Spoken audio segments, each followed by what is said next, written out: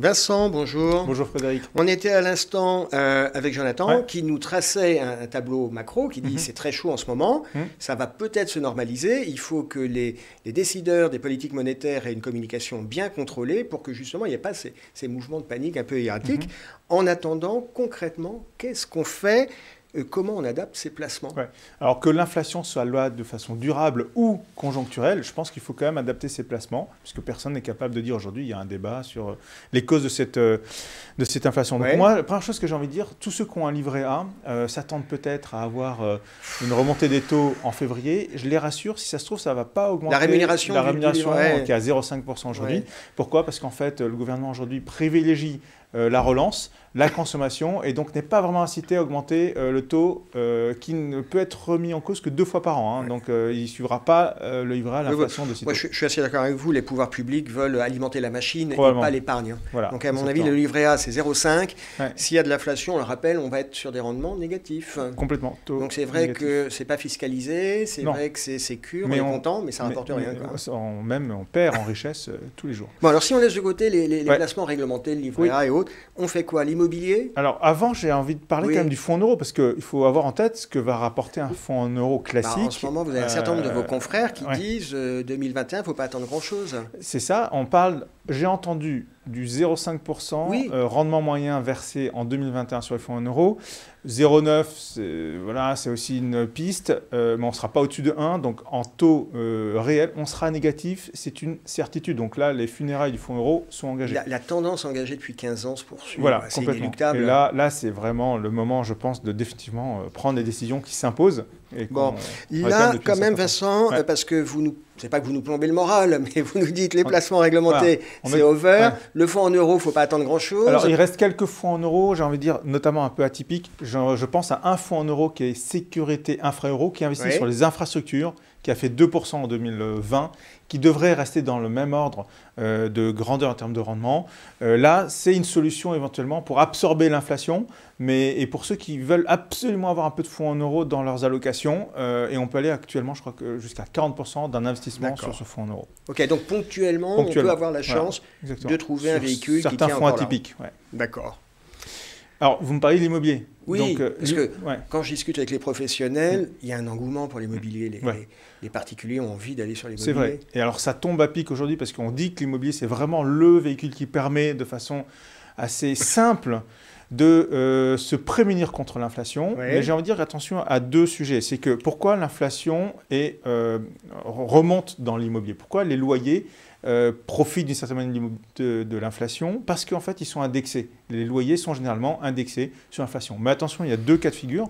Les loyers résidentiels sont indexés sur un indice, qui est l'indice l'IRL, et les loyers commerciaux sont sur un indice qui s'appelle l'ILC. Or, l'ILC est beaucoup mieux connecté encore à l'inflation que l'indice du résidentiel. Donc en fait, il y a de fortes chances qu'on voit les loyers, les loyers du commerce devraient communiquer plus vite l'inflation que les loyers dans le domaine du résidentiel. C'est-à-dire que derrière le terme immobilier, en fait, c'est assez hétérogène et tout ne va pas être indexé de la même façon. Exactement. Alors après, donc là, on est sur le moteur des loyers, mais il y a un deuxième moteur dans l'immobilier qui est d'essayer de trouver des secteurs, des types d'investissements immobiliers qui pourraient profiter d'une revalorisation de leur patrimoine.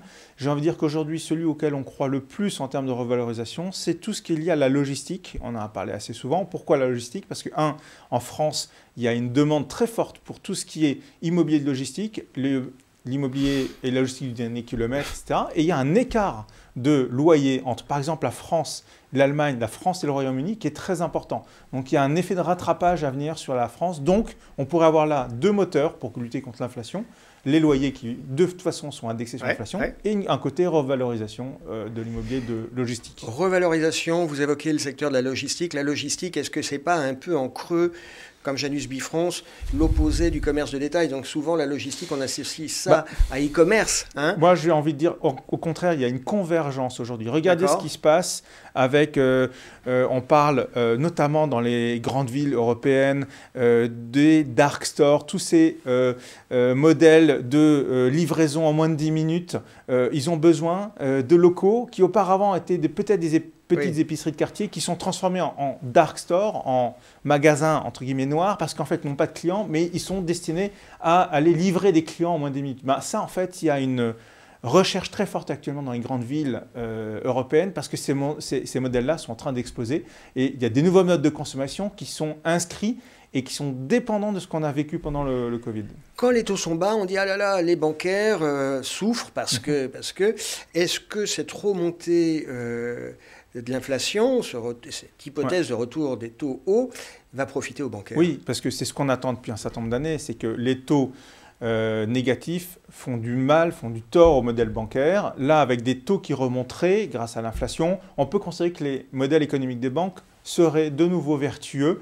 Les banques pourraient reconstituer leurs marges et de cette manière-là, on anticipe effectivement sur le secteur bancaire un engouement, un intérêt à aller investir dessus. Ça peut se faire notamment avec des produits structurés ou des fonds thématiques bancaires. Voilà. Et comme toujours, il faut anticiper les tendances et c'est maintenant qu'il faut, entre guillemets, y aller, plutôt qu'une fois que la tendance sera enclenchée, quoi. Une fois que… Oui, tout à fait. C'est le bon moment parce qu'on a encore des points d'entrée qui sont attractifs. Et d'ici quelques temps, si l'inflation est durablement installée, on aura probablement ça derrière nous, cet effet-là derrière nous. D'accord.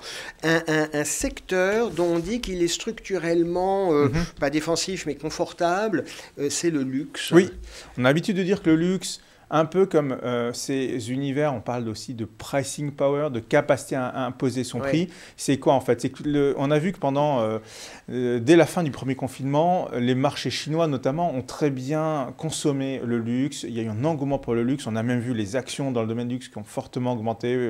Les Français sont bien placés là-dessus, avec Hermès par exemple, ou Louis Vuitton. Et en fait, on a l'habitude de dire que ces acteurs-là, quel que soit le niveau de l'inflation, ont la capacité à imposer leur prix en fait. Ils ont ce pouvoir du prix. Il y a une puissance de la marque. Il y a une puissance de la marque. Qui fait que je suis prêt à payer pour avoir l'objet. Voilà, ils répliquent l'inflation dans leur marge, voire ils vont plus vite que l'inflation. Et c'est d'ailleurs ce qu'on a pu voir aussi avec des acteurs comme Apple.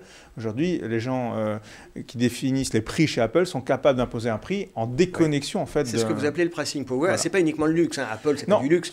C'est de l'objet un peu de fantasme, de prestige. Je ne sais pas comment appeler ça, mais il y a une marque qui est tellement puissante que les gens sont prêts à faire la queue pour payer. Voilà, mais on le trouve par exemple, vous regardez dans le domaine du tourisme, il y a des acteurs qui jouent sur le volume. Eux n'ont pas un gros pricing power, alors que les acteurs plutôt haut de gamme dans le tourisme, ils ont un pricing power. Donc même à l'intérieur de certains secteurs, on peut aller trouver des sous-secteurs qui sont favorablement drivés par le pricing power. Allez, il nous reste très peu de temps.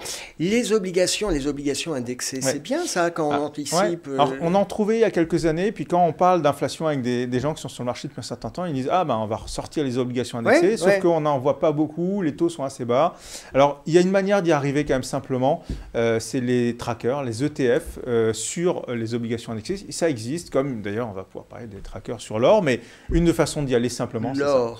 L'or, c'est le placement refuge par excellence. Placement refuge. Oui, tout à fait. Alors, en préparant l'émission, moi, je parlais de placement un peu ésotérique parce que je pensais notamment au Bitcoin. Mais l'or, oui, c'est une nécessité, j'ai envie de dire, dans une période comme ça, un peu d'incertitude, en avoir un petit peu, c'est convenable, j'ai envie de dire, c'est raisonnable.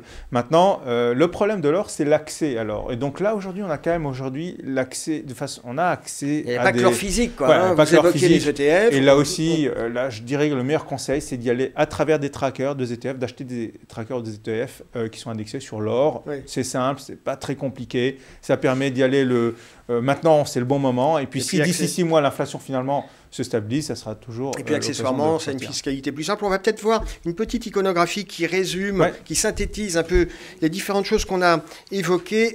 Vincent, on a une question d'auditeur, Corinne T., qui souhaite avoir une réponse. Alors, on a assez peu de temps, mais je vous pose la question. Si on anticipe un risque d'inflation, vaut-il mieux investir dans l'immobilier locatif en empruntant ou investir en bourse? Alors, dans l'immobilier locatif, il y a beaucoup de solutions diverses. J'ai envie de dire, attention à ce à quoi on fait référence. Si c'est à travers des SCPI, c'est de l'immobilier locatif, d'une certaine manière, je dirais, allez-y et privilégiez une répartition entre immobilier résidentiel et immobilier d'activité. Mais par contre, pour quelqu'un qui est plutôt prudent, je dirais que les actions, c'est quand même un tout petit peu, on peut se prendre les pieds dans le tapis si on n'est pas bien accompagné. Donc j'aurais tendance à dire, et puis si on ne fait pas les bons paris, donc j'ai plutôt tendance à dire qu'entre les deux, je choisirais plutôt l'immobilier. D'accord. Toujours jouer la simplicité et les choses, les stratégies les plus lisibles. Ouais. Merci Vincent d'avoir été avec nous.